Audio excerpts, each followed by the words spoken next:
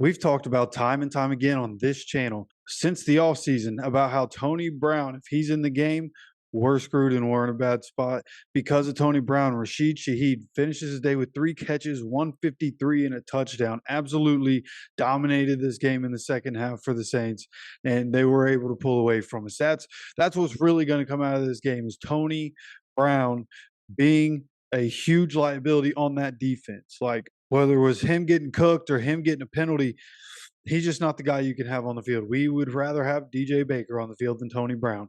So that needs to happen. Needed to make sure I got that out of the way first. Secondly, I've come to a point where I'm with pretty much everybody else on the Gus Bradley train. I've tried to hang on because I thought Gus Bradley was good. Look, I think we can be one of the best defenses in the league. We have a bunch of dogs on the defensive side, right? We knew the secondary was going to have a tough day against these receivers, but either way, this defense just isn't it for Gus Bradley.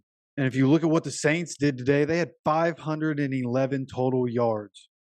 350 passing yards, 161 rushing yards, 7.7 yards per play, 24 first downs, 6 for 12 on third down.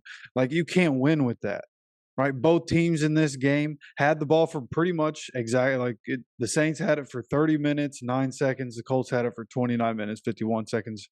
They both had one turnover. So from that aspect, it was similar, but the efficiency just wasn't there for the Colts where it was for the Saints. And the Colts didn't have a terrible day, right? 5.5 per play. They end up with 164 rushing yards, 207 passing yards. The problem with the Colts offense today was the fact that, they were getting the explosive plays, especially in the run game, one from Jonathan Taylor, one from Zach Moss. Outside of that touchdown from Ogletree, like there just wasn't much downfield for the passing game to be had in this game.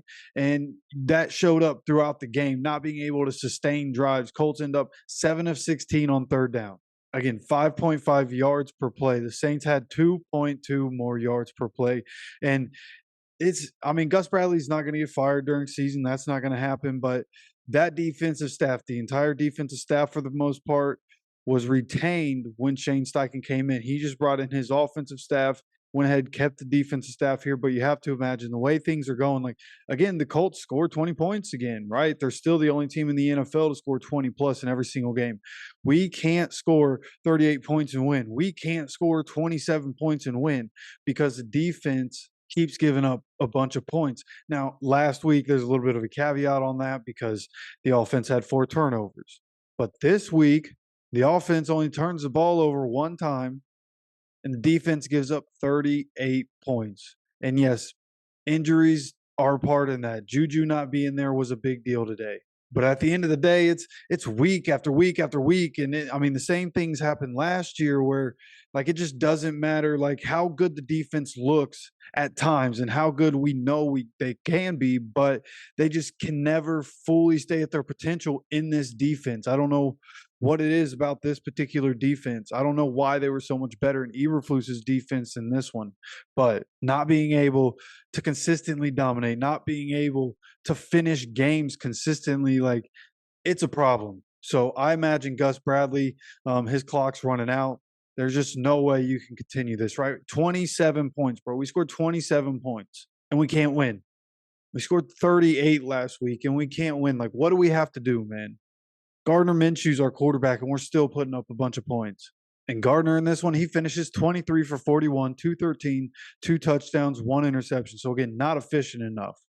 23 of 41 is just not going to cut it. He should not be throwing the ball that much. Now, I know there was a period in this game where, for most of it, the Colts really couldn't get anything going in the run game, so it's hard to stay with it. I understand that, but this felt like what we did with Frank Reich, where just because a couple runs don't work, we're just going to go away from it for a little while, and you just can't do that with Gardner Minshew. You have to find other ways to get the ball into the running back's hands and get him in space. You find ways to get Josh Downs the ball. You can use him in ways with all the different motions you have for him.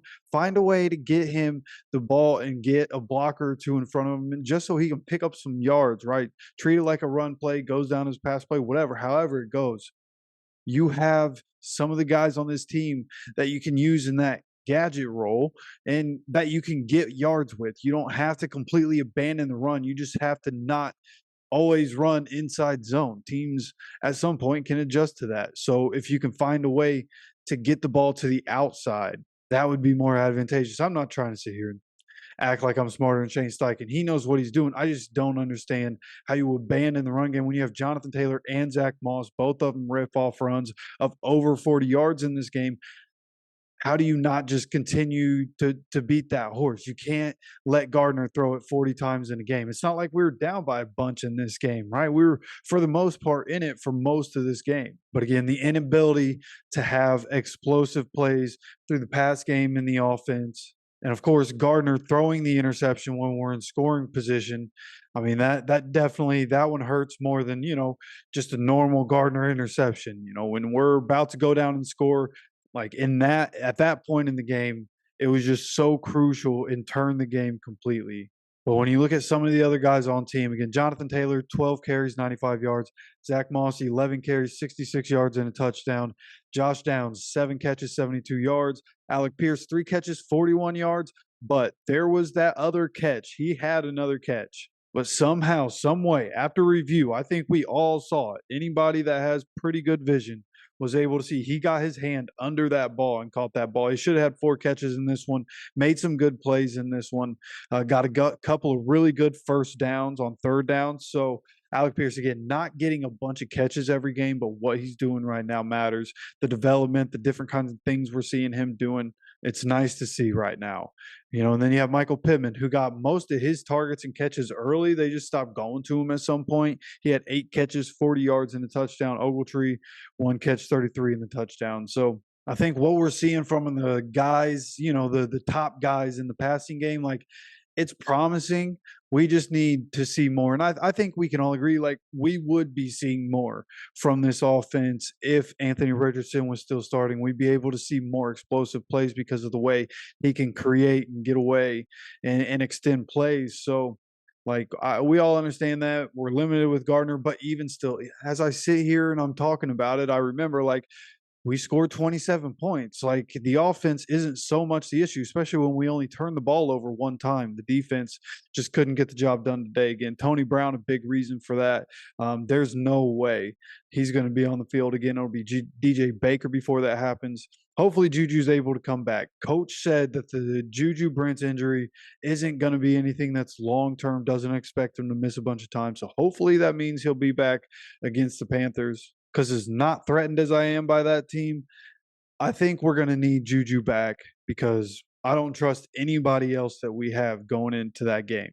And going forward, now that we sit at 3-5, things in the division not looking great, right? Jacksonville keeps on rolling. They're probably going to win the division. The things in the AFC with as stacked as it is, like, our schedule gets immensely easier going forward than it has been so far. But I think at the point we're at, some of the guys that we're not going to pay, I think, could be guys that you see the Colts try to deal so that they can get more draft picks. I think it's pretty apparent that we need to use some draft picks to continue to build the defense, especially if you get a new staff in the offseason. You want more draft picks so that the new staff can get as many new young guys as they think they can fit in to whatever scheme they want. But that's probably what the video is going to be tomorrow morning, is what guys do we need to pay that we're probably not going to pay at this point, that we might trade before the deadline Tuesday. So make sure you're sub with notifications on so you get notified when that video does come out tomorrow. And the schedule for the rest of the week is going to be, a little different than normal. I'm going to Indiana for a family member's wedding. So, things might be a little different this week.